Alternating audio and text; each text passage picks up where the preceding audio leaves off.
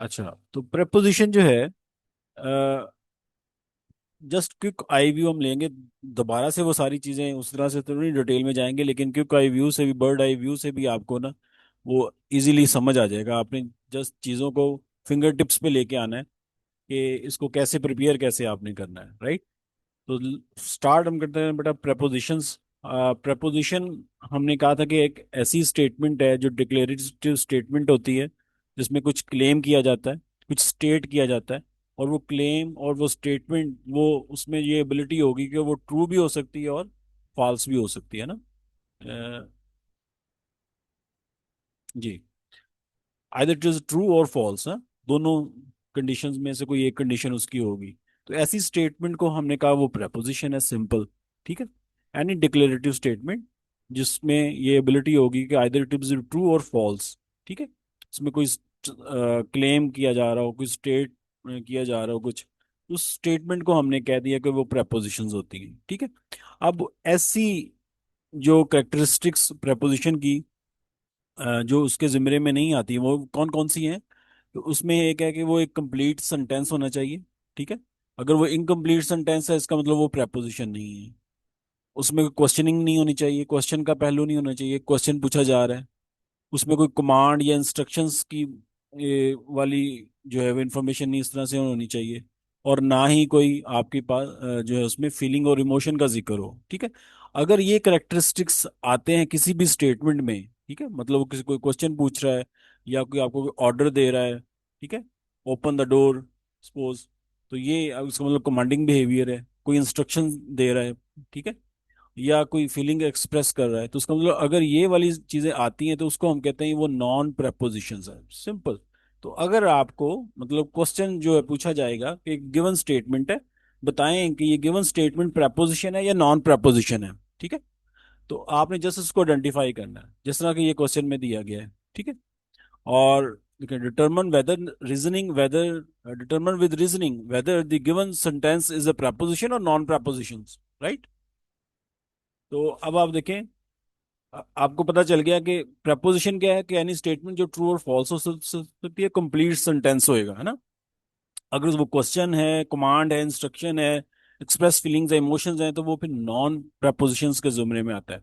तो लिखा भी यही गया है, that does not have a true truth value, और इसकी कोई ट्रुथ वैल्यू नहीं होएगी क्योंकि क्वेश्चनिंग पूछा जा रहा है ना, इसलिए, या फीलिंग एक्सप्रेस की जा रही जस्ट।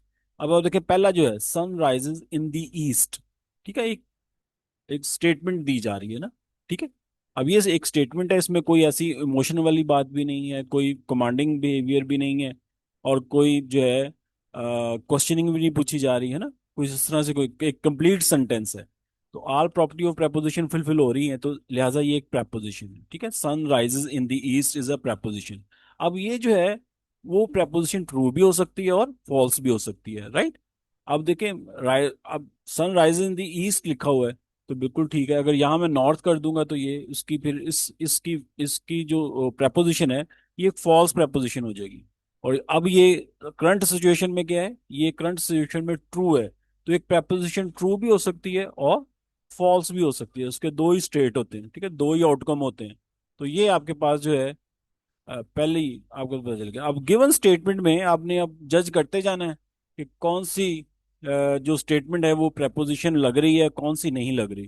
ठीक है। जैसे accused was present at the crime scene, वो मौजूद था उस वक्त ना, तो ये एक स्टेटमेंट है। अब इट माइट बी ट्रू और फॉल्स, इसमें कोई कमांडिंग चीज भी नहीं है, क्वेश्चन भी नहीं है, फीलिंग्स वाला इजहार भी नहीं है। ठीक है। तो इसका मतलब इट इज ए प्रेपोजिशन। ठीक। और कंप्लीट सेंटेंस है। The earth is not round, next, the earth is not round, वो राउंड नहीं है। तो ये स्टेटमेंट दी जा रही है, क्लेम किया जा रहा है। तो ये स्टेटमेंट माइट, ये जो है इसमें स्टेटमेंट जो है ये फॉल्स स्टेटमेंट है ना। तो फॉल्स स्टेटमेंट है, तो हमें कहा कि प्रपोजिशन जो है वो ट्रू भी हो सकती है और फॉल्स भी हो सकती है।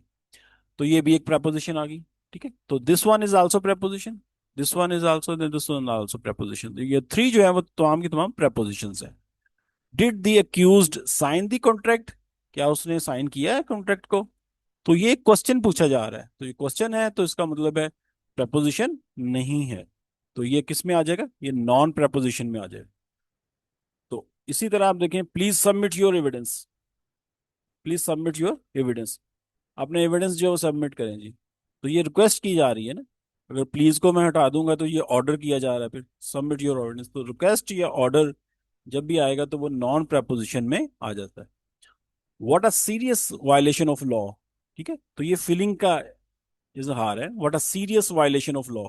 तो फीलिंग का आप एक्सक्लेमेशन मार्क्स भी आपको इंडिकेट कर रहा है कि कुछ एक्सप्रेशन, कुछ फीलिंग्स का इजहार हो रहा है। तो ये भी आपके पास क्या हो जाएगा, ये नॉन प्रेपोजिशन में चला जाएगा। 3 miles south of the here. 3 miles south of the here. अब साउथ ऑफ हेयर से 3 माइल्स, अब ये एक ऐसा सेंटेंस है जो कंप्लीट ही नहीं है ना। अब मैं कहूँ कि जी Lahore is 3 miles away from this, या a house is 3 miles away from, तो कुछ समझ में आती है। अब 3 माइल्स साउथ ऑफ हेयर, ये एक इनकम्प्लीट सेंटेंस है ना। तो इस वजह से ये क्या हो जाएगा, ये नॉन प्रपोजिशन बन जाएगा। इसका कोई सब्जेक्ट ही नहीं है जो आपको बता सके कि ये किसके बारे में क्या बात हो रही है। तो कोई भी चीज 3 माइल्स साउथ ऑफ एयर हो सकती है। अब व्हाट इज इट इज, ये क्लियर नहीं है ना। तो इसलिए ये इनकम्प्लीट सेंटेंस में आ गया। और इनकम्प्लीट सेंटेंस जो है, हमने डिफाइन किया कि इट शुड बी एक कंप्लीट सेंटेंस है ना। प्रपोजिशन जो होती है वो एक कंप्लीट सेंटेंस होता है। तो यहाँ पे वो इनकम्प्लीट सेंटेंस है, इस वजह से इसको हम कहेंगे कि ये क्या हो जाएगा, नॉन प्रपोजिशन में चला जाएगा। It is a non proposition. अगली दो देखें, x plus y is equal to 2। ठीक है, अब ये एक इक्वेशन आपको नजर आ रही है। अब इसमें भी आप देखें, वैल्यू ऑफ एक्स। अब ये एक्स कोई भी वैल्यू हो सकती है, ये क्लियर नहीं है क्या वैल्यू ले लेगी ना। It can take any value. अब इस कंडीशन में ये प्रपोजिशन नहीं है, जब तक कि एक्स की कोई वैल्यू आप डिफाइन नहीं कर सकते। सपोज मैं कहता हूँ एक्स इज इक्वल टू 3, तो 3 + 1 इज इक्वल टू 2, तो ये एक प्रपोजिशन बन जाएगी। ठीक है, प्रपोजिशन बन जाएगी। इट माइट बी ट्रू और फॉल्स, ये बात की बात है। तो जब भी आप एक वेरिएबल डिफाइन करवा के इक्वेशन की फॉर्म में ऐसे दिखेंगे कोई स्टेटमेंट, तो वो प्रेपोजिशन नहीं होती। ये हमने थोड़ा आगे जाके प्रेडिकेट में पढ़ेंगे, तो ये प्रेडिकेट बन रहा था ना। तो इसी तरह x plus y is equal to z, तो ये भी ओपन सेंटेंस, इसे बोलते हैं open sentence. It can take any value, x can take any value, y can can take any value. अब इस करंट कंडीशन में हम इसको नहीं जज कर सकते ये ट्रू है ये फॉल्स है, जब तक कि आप उसको एक्स की वैल्यू को डिफाइन ना कर दें। यहाँ मैं 1 डिफाइन करूंगा, 1 + 1 पे ये 2 बराबर 2 हो जाएगी ना, ये वैल्यू ट्रू है, स्टेटमेंट ट्रू है।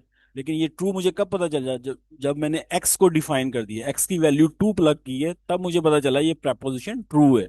अगर एक्स की वैल्यू 3 मैं प्लग करता तो तब मुझे पता चलेगा ये प्रपोजिशन फॉल्स है। तो उसका मतलब ट्रू और फॉल्स जो है वो एक्स की वैल्यू को इंडिकेट करने के बाद फिर पता चल रहा है। इटसेल्फ यहाँ इस करंट कंडीशन में ही हमें बता सकते हैं ये ट्रू है ये फॉल्स है, अनलेस कि हम उसकी वैल्यू को स्पेसिफाई नहीं कर पाते। तो इस वजह से ये करंट कंडीशन में ये प्रपोजिशन नहीं है, ये नॉन प्रपोजिशन है। इसी तरह x plus y is equal to z, ये भी आपके पास नॉन प्रपोजिशन है, ओपन सेंटेंसेस है। तो ये बेटा एक जनरल क्वेश्चन है, इसकी आपने प्रैक्टिस कर लेनी है। पेज जो है मैंने बताया हुआ है, साथ साथ आपका सिलेबस भी। तो पेज 46 में जो एक्सरसाइज है क्वेश्चन नंबर 1, उसको आपने जरा देख लेना है। उसमें हर स्टेटमेंट को इसी तरह आपने देखना है कि कौन सी उसमें स्टेटमेंट जो है वो प्रपोजिशन है और कौन सी नॉन प्रपोजिशन है। तो बेटा आगे बढ़ते हैं इसमें। तो ये सारी एक्सप्लेनेशन उसी तरह से दी गई है। अब नेक्स्ट है सिंपल प्रपोजिशन। ये टाइप ऑफ प्रपोजिशन है आगे, सिंपल प्रपोजिशन, कंपाउंड प्रपोजिशंस। ठीक है, बहुत सारी प्रपोजिशंस की टाइप्स जो आपको पता होनी चाहिए। ठीक है, कन्वर्स, इनवर्स प्रपोजिशन वो क्या होती है। ठीक है, फिर टोटोलॉजी, कॉन्टिजेंसी, ये सारी चीजें हमने पढ़ी हुई हैं। तो ये सारी टाइप्स ऑफ प्रपोजिशन जो है एक ही दफा आपने इसको देख लेना कि इनमें क्या क्या है। ये सिंपल प्रपोजिशन और कंपाउंड प्रपोजिशंस को समझने से पहले, हाँ, जंप करते हैं हम लॉजिकल ऑपरेटर से, क्योंकि ये इस पहले ये पढ़ा जाएगा फिर ये इसकी समझ आएगी। राइट, सिंपल प्रपोजिशन और कंपाउंड प्रपोजिशन क्या है।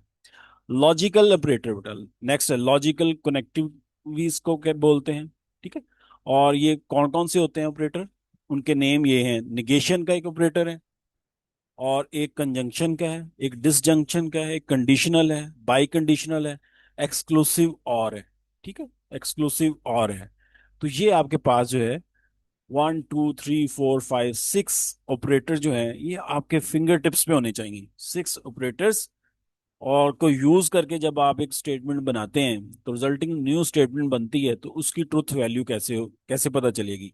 बस इस टॉपिक में यही एक आप कह लें कि जो है वो टेक्निकल पॉइंट है कि आपने कंजक्शन यूज करके जो प्रेपोजिशन बनती है, तो उसकी ट्रुथ वैल्यू का स्टेटस कैसे पता चलेगा, ठीक है, क्या किस कंडीशन में वो ट्रू होगी, किस कंडीशन में वो फॉल्स होगी, ये याद रखना काम है बस इस पूरे टॉपिक में। तो ये सारा का सारा कवर हो जाता है। अब आप देखेंगे, अगर वो नेगेशन में दे आप देखेंगे सिंबल यूज होती है, ये वाली है ना, हाइफन इसको बोलते हैं, और ये टिल्डा है, और दोनों इस्तेमाल होती हैं, बाज बुक ये कर रही है, बाज बुक ये कर रही है। अब इसका मीनिंग क्या है, नॉट, ठीक है। और एग्जाम्पल क्या है, अब कोई स्टेटमेंट जो है, अगर कोई प्रेपोजिशन है जिसको मैंने पी से डिनोट कर दिया, जिसको पी से डिनोट कर दिया, ठीक है, एक प्रेपोजिशन है जिसको मैंने पी से डिनोट किया, जिससे ये प्रेपोजिशन है ना पीछे, ये वाली प्रेपोजिशन थी, ये वाली, ये sun rises in the east, मैं बजाय ये लिखने के sun rises in the east, मैं इसको एक लेटर से डिफाइन कर देता हूँ, this is P, this is P. और ये पी वो नहीं है बाइनोमियल वाला, और अनदर स्टेटमेंट क्यू होती है, ये क्यू वो नहीं जो बाइनोमियल में है, वो वहां उसकी और सेटिंग है, वो पैरामीटर है, ये वेरिएबल है यहाँ पे प्रेपोजिशन के। तो आप प्रेपोजिशंस के वेरिएबल को बजाय ये पूरी स्टेटमेंट लिखने के, आप इसको एक लेटर से जाहिर कर दें, दैट इज मैं यहाँ पे लिखता हूँ दिस इज पी, ठीक है। तो वो पी जो है इस इसको रिप्रेजेंट करेगा, इसको इस अनदर स्टेटमेंट को मैं लिख देता हूँ क्यू, ठीक है। तो वो अगर क्यू लिखा हुआ कहीं तो उसका मतलब वो इसको रिप्रेजेंट कर रहा है, इसको मैं लिख देता हूँ आर, तो अगर कहीं आर लिखा हुआ है तो उसका मतलब वो इसको रिप्रेजेंट कर रहा है। तो जो स्टेटमेंट को आप लेटर डिफाइन कर देते हैं, आगे सिर्फ आप लेटर इस्तेमाल करते हैं, पूरी स्टेटमेंट लिखने की जरूरत नहीं है, इसलिए ये लेटर डिफाइन किया हुआ है। सपोज एक एक एक स्टेटमेंट है, एक प्रेपोजिशन है, ठीक है, जिसको आपने डिनोट किया पी से, तो अगर आप उस पर नेगेशन का ऑपरेटर अप्लाई करेंगे तो उसका नेगेशन का मतलब होता है नॉट, उसका मतलब होता है नॉट। तो ये क्या हो जाएगा, इसको ऐसे लिखा जाएगा, ठीक है। ये जो हाइफन अपना टेल्डा पी के ना लेटर से लिखा जाएगा, या हाइफन पी भी कर सकते हैं आप, इस तरह से उसको हम जाहिर करेंगे। कंजंक्शन ये क्या है जी, ठीक है, ये ज्वाइन का काम करती है, दो सेंटेंस को आपस में मिलाने को कंजंक्शन बोलते हैं, दो स्टेटमेंट, दो प्रेपोजिशन, ठीक है, उसको मिलाने को आप क्या बोलते हैं, कंजंक्शन। उसमें क्या वर्ड इस्तेमाल होता है, एंड, ठीक है, एक स्टेटमेंट होगी और दूसरी स्टेटमेंट होगी, दोनों में एंड लगा होगा। तो एंड को अगर आप नोटेशन सिंबल जाहिर करने के लिए उसके ये, ठीक है, कैप वाली ये जो है आपके पास उसकी सिंबल्स है, ठीक है। और इसको अगर आप जाहिर करेंगे वेरिएबल की फॉर्म में, तो वो क्या होगा, एक स्टेटमेंट पी है और दूसरी स्टेटमेंट क्यू है, इन दोनों के दरमियान एंड लगा हुआ है, ठीक है। इसी तरह डिसजंक्शन में क्या है, कैरन है, यानी कि उल्टा वी या वी की शक्ल में, ठीक है, ये उल्टा सर्कमफ्रेंस या वी की शक्ल में जो होता है, और इसको आप बोलते हो और, ठीक है। और मतलब ये कंडीशन हो या ये कंडीशन हो, या की वाली शक्ल में, और ये एंड वाली कंडीशन में, ठीक है। पी और क्यू, पी और क्यू, यानी कि एक स्टेटमेंट पी होगी और एक क्यू होगी, दोनों के दरमियान और लगा होगा, तो उसका मतलब है आपको पता चल जाएगा ये डिसजंक्शन की स्टेटमेंट है। कंजंक्शन की स्टेटमेंट में एंड है, डिसजंक्शन की स्टेटमेंट में ये है। अब कंडीशनल कंडीशनल में आपके पास ये एरो इस्तेमाल होगा। अब कंडीशनल स्टेटमेंट होगी किस तरह की, वो आगे हम पढ़ेंगे भी। वो होगा कि इफ लगा के कुछ स्टेटमेंट दी जाएगी, देन कुछ आगे स्टेटमेंट दी जाएगी, इसका मतलब ये कंडीशन अगर अप्लाई होगी तो देन ये होगा, ठीक है। मतलब ये एक अगर काज है तो ये उसका इफेक्ट होगा आगे, ठीक है। दिस वन इज एक्चुअली उसकी इनपुट है और ये उसकी आउटपुट बन जाएगी, ठीक है, कि दिस इम्प्लाइज दिस, ठीक है, इस तरह से कुछ आपके आगे आएंगी स्टेटमेंट, आपको बड़ा क्लियर पता चलेगा। तो उस उसको हम फिर लिखते हैं इस फॉर्म में कि पी जो है वो राइट वर्ड्स एरो जो है, और क्यू एक सेकंड स्टेटमेंट है। तो बाई कंडीशनल जो है ये आपके पास ज्यादा रिजिड कंडीशन है, कि ये कब अप्लाई होती है, इफ एंड ओनली इफ का वर्ड आता है ना स्टेटमेंट में, कि ये अक्कर होगा इफ एंड ओनली इफ ये बी अक्कर, ए ट्रिप पे जब तब भी जाएगा, if and only if B भी उसके साथ जाएगा, ठीक है। तो बड़ी स्ट्रिक्ट है, दोनों इसका मतलब इकट्ठे ही जाएंगे। तो पी लेफ्ट एरो, और जो है दोनों लेफ्ट राइट एरो दोनों को, और क्यू दिस वन, इसको इस तरह से लिखा जाएगा, ठीक है। एक्सक्लूसिव और, ये हमने बड़ा अच्छा डिस्कस किया हुआ है कि ये डिसजंक्शन जो है, और ये भी और है और ये भी और है, ठीक है। इन दोनों में फर्क क्या है, इसको हम दिस वन लिख रहे हैं और इसको हम वो सर्कल प्लस लिख रहे हैं ना। तो इन दोनों का फर्क भी जो है आगे जाके समझते हैं कि इन दोनों में क्या है। बहरहाल एक्सक्लूसिव और इंक्लूसिव और जो है, ये इनकी नोटेशंस को आपने याद रखना है कि इसको ये इससे जाहिर किया जाता है, ठीक है, कैरन से, और इसको सर्कल प्लस से जाहिर किया जाता है, और लिखने में ऐसे है। तो ये आपके पास बेटा था कि लॉजिकल ऑपरेटर जो है आपके, वो उनके ऑपरेटर्स, उनकी सिंबल्स, मीनिंग और एग्जांपल्स। और लॉजिकल ऑपरेटर होते क्या हैं, ये वही है, टूल्स ऑफ लॉजिक होते हैं, ठीक है, in form of symbols, symbols and words, और वर्ड्स की फॉर्म में, ठीक है। ये यूज टू कंबाइन, क्या करते हैं आप, दो स्टेटमेंट को कंबाइन किया या मॉडिफाई करके एक न्यू स्टेटमेंट बना दी, रिलेट करते हैं proposition in order to create new propositions, ठीक है। जैसा कि आप देखें, ये वही वाली बात होगी हुई है कि आपने डिफरेंट स्टेटमेंट को, प्रेपोजिशंस को जो लेटर असाइन करते हैं, इनको वेरिएबल कहा जाता है, ठीक है, ये होगी हुई है। जैसे ये देखें, आई पार्टिसिपेटेड इन स्पीच कंपटीशन, ठीक है, आई got the first position, I got the first position, ये एक अलग प्रेपोजिशन है, ये एक अलग प्रेपोजिशन है, ठीक है, दो डिफरेंट प्रेपोजिशंस आ गई। आई पार्टिसिपेटेड इन स्पीच कंपटीशन, ठीक है, प्रेपोजिशन है, इसमें कोई ऐसी बात नहीं, उसने क्लेम किया हुआ है कि मैंने ये पार्टिसिपेट किया था। आई गॉट द फर्स्ट पोजीशन, ये भी एक प्रेपोजिशन है, उसने कहा जी मैंने इसमें फर्स्ट पोजीशन ली थी, ठीक है। तो इसका मतलब दो स्टेटमेंट है, तो एक को उसने जाहिर कर दिया पी से और दूसरी को जाहिर कर दिया क्यू से। तो मैंने अगेन उसको रिपीट करता हूँ, ये पी क्यू वो बाइनोमियल डिस्ट्रीब्यूशन वाला पी क्यू नहीं है, ठीक है।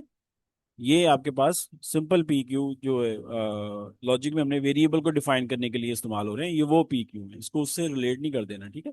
ये उसका उलट है, ये 50% है तो उसका मतलब ये भी 50% है, 30% है, वो बाइनोमियल में ही था सर, वो उसके पैरामीटर जी। Okay, I participate in speech competition, I got the first position, ठीक है। अब देखिए, ये लॉजिकल डिफरेंट ऑपरेटर जब आप इस्तेमाल करते हैं, एक को पी बना दिया, एक को क्यू बना दिया, अगर इस तरह की हम इसकी फॉर्म में लेके आए, तो इसकी फिर इंटरप्रिटेशन क्या होगी, इसका मतलब क्या होगा। अब कह रहे हैं कि अगर ये दो स्टेटमेंट है, express each of these proposition as an English sentence, अब हमें पता चल गया है कि ये लॉजिकल ऑपरेटर का क्या मतलब है, ये लॉजिकल ऑपरेटर का क्या मतलब है, ये लॉजिकल ऑपरेटर का क्या मतलब है ना, इसका क्या मतलब है। अब हम इसको डिफाइन कर सकते हैं ना, कि आपके पास पी और क्यू है। देखिए फर्स्ट वन, दिस वन, ये क्या काम करता था, निगेशन का। ये क्या ना काम होता है, निगेशन, नॉट, ठीक है, जिस भी स्टेटमेंट पे आप कर देंगे तो इसकी निगेशन नॉट बना देगा, उलट बना देगा, नेगेटिव जुमला बना देगा। वो कहेगा आई पार्टिसिपेट इन स्पीच, अगर आप पी पे अगर ये आप नॉट का ऑपरेटर लगा देंगे तो इसका मतलब क्या होगा, आई did not participate in speech competition, ठीक है, ये इसका मतलब फिर ये हो जाएगा, क्योंकि पी है I participate in speech competition, तो नॉट पी क्या हो जाएगा, आई did not participate in speech competition. तो ये जस्ट ये लॉजिक ऑफ ऑपरेटर समझाई गई है कि आपको इनका मीनिंग पता होना चाहिए कि पी और क्यू, पी और क्यू, ये इंक्लूसिव जो है वो और दिया गया है, ठीक है। इसका मतलब क्या होगा, I participated in speech competition और I got the first position, ठीक है। I participated in speech competition, तो वर्ड क्या आ गया, और I got the first position. अब देखिए, ये एक अलग स्टेटमेंट थी, ये एक अलग प्रेपोजिशन है, ठीक है। दोनों को मिला के एक नई प्रेपोजिशन बना दी गई, एक नई प्रेपोजिशन बना दी गई, किसने बनाई, ये लॉजिकल ऑपरेटर ने, ठीक है। तो ये जो आपके पास रिजल्टिंग प्रेपोजिशन बनी है, ठीक है, इस इसको हम कहते हैं कंपाउंड प्रेपोजिशन, इसको क्या बोलते हैं, कंपाउंड प्रेपोजिशन। ऐसी प्रेपोजिशन जो आपके पास दो डिफरेंट प्रेपोजिशंस को आप by using logical operator combine करके एक नई प्रेपोजिशन बनाते हैं, उसको हम कहते हैं ये कंपाउंड प्रेपोजिशन है। तो ये अगर आप देखें तो ये एक सिंपल प्रेपोजिशन है जिसमें कोई भी लॉजिकल ऑपरेटर इस्तेमाल नहीं हुआ हुआ, ये एक सिंपल प्रेपोजिशन है, इसमें कोई भी लॉजिकल ऑपरेटर इस्तेमाल नहीं हुआ। यहाँ एक लॉजिकल ऑपरेटर इस्तेमाल हुआ हुआ है, यहाँ एक लॉजिकल ऑपरेटर इस्तेमाल हुआ है, ठीक है, ये वाला। तो दो डिफरेंट को आपने ज्वाइन किया, तो इसका मतलब ये आपके पास जो है सिंपल नहीं रही, बल्कि ये क्या बन गई, कंपाउंड बन गई ना, ये वाला। तो ये सिंपल और कंपाउंड प्रपोजिशन जो है साथ ही इसमें आ गया। अब देखें कि स्टेटमेंट जो आपके पास एक ही आइडिया है, ठीक है, और उसको आप फर्दर स्प्लिट नहीं कर सकते, ठीक है। लॉजिकल कनेक्टर के साथ, तो वो आपके पास एक सिंपल है, ठीक। और उसका दूसरा नाम अटोमिक प्रपोजिशन का कह दिया गया, अली इज ए लायर, बस। अब इसके बाद आप जो है वो फर्दर इसको स्प्लिट नहीं किया जा सकता। अब कंपाउंड देखें, उसमें दो सिंपल को आप ज्वाइन कर देंगे, और किसे कैसे ज्वाइन करेंगे, एंड लगा देंगे, और लगा देंगे, नॉट लगा देंगे, इफ देन लगा देंगे, तो आपके पास ये ज्वाइन होके फिर जो रिजल्टिंग प्रपोजिशन बनती है उसको कहते हैं कंपाउंड प्रपोजिशन। तो accused is guilty and the evidence is strong, ठीक है। ये एंड की वजह से ये क्या होगी, कंपाउंड प्रपोजिशन होगी। तो सिंपल और कंपाउंड भी साथ ही बेटा आपको समझ आ गई। तो ये वो चीजें हैं जो आपने जस्ट इसको एलेबोरेट ही करना है, कि ये आपको पता चल गया कि दिस वन, अगर दिस वन है तो इसका मतलब I participate in speech competition and got the first position. क्योंकि इसकी वजह से ये एंड का रिप्रेजेंट कर रहा है, इसलिए एंड का वर्ड आ गया, ठीक है। और ये क्या था, इफ। अब ये कंडीशनल है, अब ये क्या बनेगा, ये हिस्सा जो है वो इफ लगा के उसका पार्ट बन गया। If I participated in speech competition, तो देन क्या होता, then I got the first position, ठीक है। फर्स्ट पोजीशन लेता। तो इसका मतलब ये वाला जो पार्ट है, देखिए, दिस वन इज दी आप कह लें कि ये काज है, और ये उसका इफेक्ट है, ठीक है। ये होगा तो देन ये होगा, ठीक है। तो ये कंडीशन फॉर्म का सेंटेंस का स्ट्रक्चर है। तो आपको सेंटेंस पढ़ के पता चलना चाहिए कि ये कंजंक्शन का है, डिसजंक्शन का है, कंडीशनल का है, ठीक है। तो आपको सेंटेंस से भी आइडिया होनी चाहिए। ये रिवर्स भी हो सकता है, मैं कहूँगा ये आपको दे दूं, अब बताऊं कि इसको आप इस फॉर्म में लिखें, इस तरह से भी आपको दिया जा सकता है, ठीक है। I participate in speech. अच्छा बेटा, जैसे ही ये खत्म होगा लेक्चर, तो आप दोबारा से ज्वाइन करेंगे उसी तरह।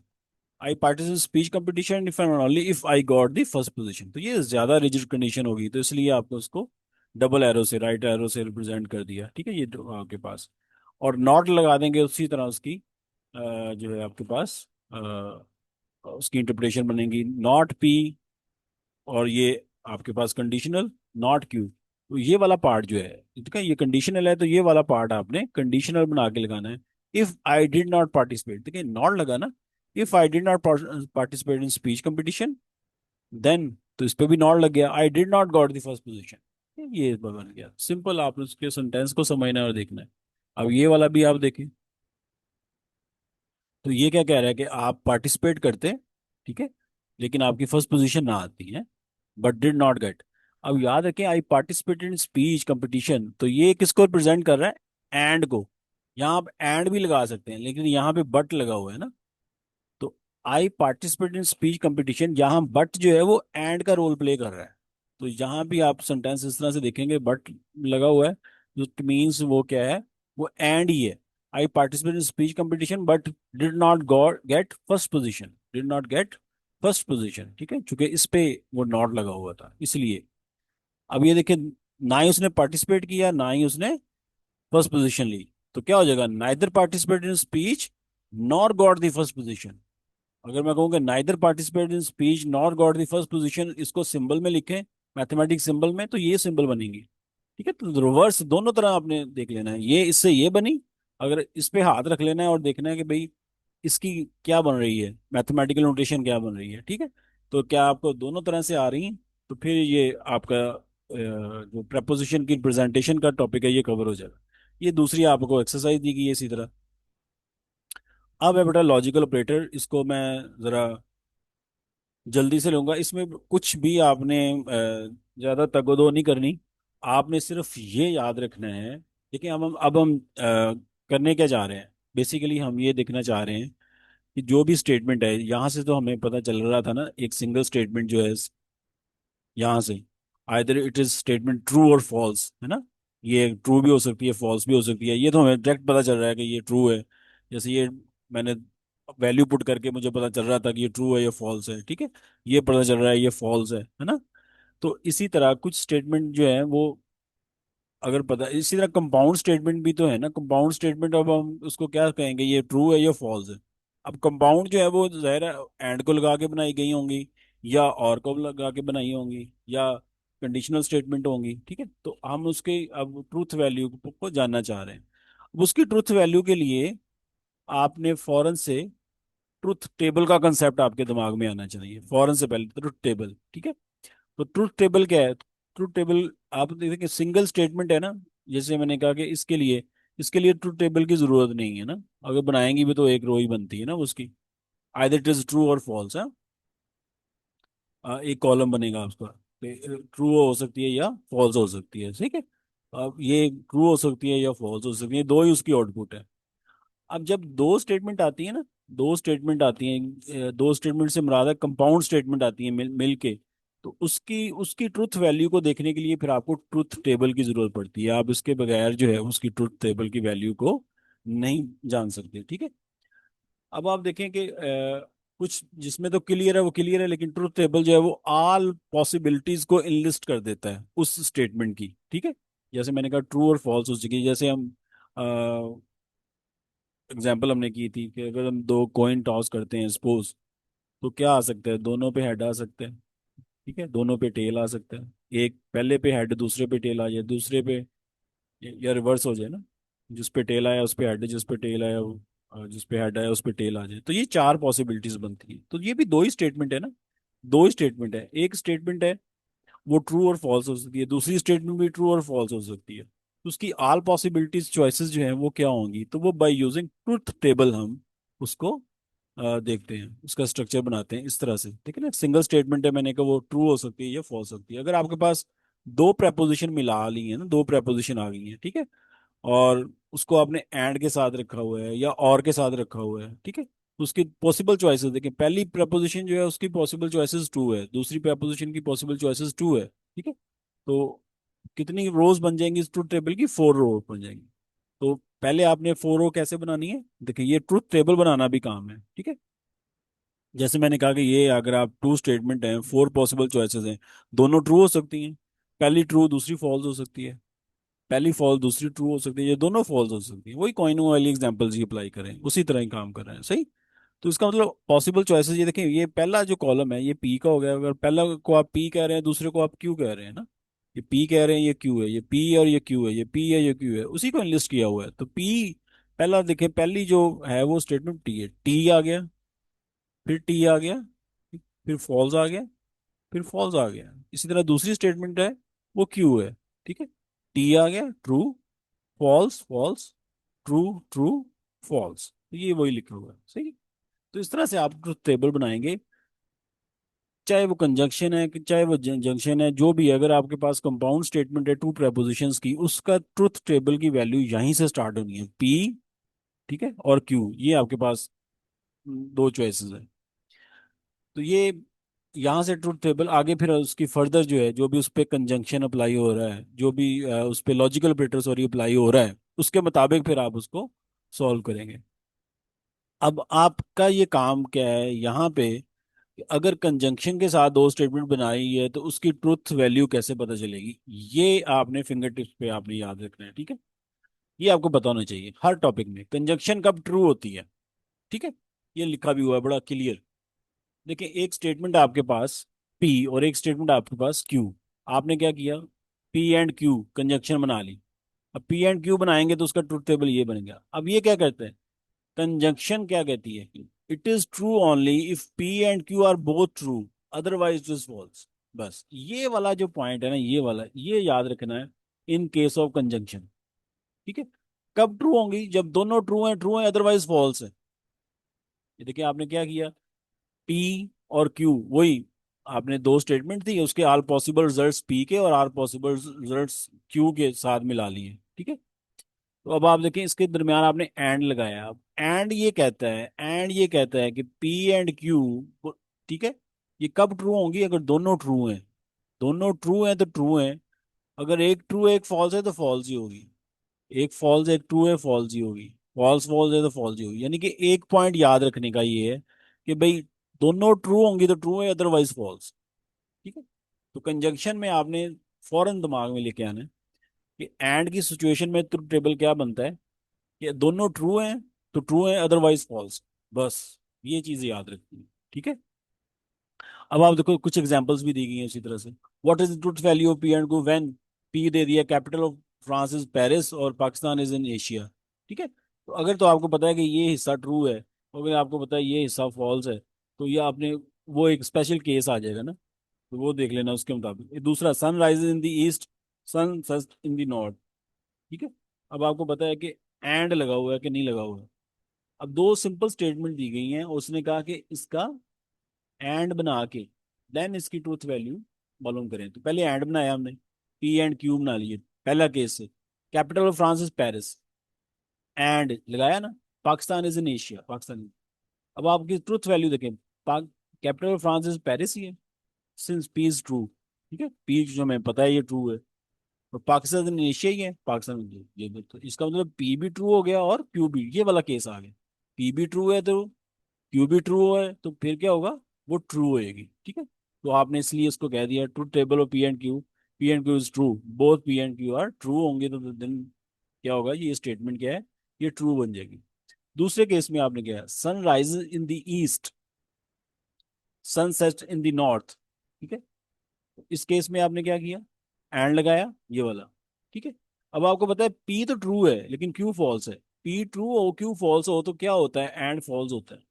आपको पता है, आपने कहा कि P since P and Q is false. ठीक है। तो ये टेबल आपको बड़ा रहनुमाई कर रहा है किसी भी दो स्टेटमेंट की ट्रूथ और फॉल्स को जानने के लिए। तो बेटा ये बस आपने जाना, आपको पता है कि एंड लगा हुआ है, दोनों ट्रू है तो ट्रू होगी, अदरवाइज फॉल्स। एंड लगाओ, ये ट्रू है ये फॉल्स है, इसका मतलब फॉल्स है, डायरेक्ट आपने जंप किया ना। ठीक है, ये बातें याद रखनी है। अभी टाइम खत्म हो रहा है, 1 मिनट लेस है, तो आप इसको दोबारा से ज्वाइन करेंगे उसी तरह।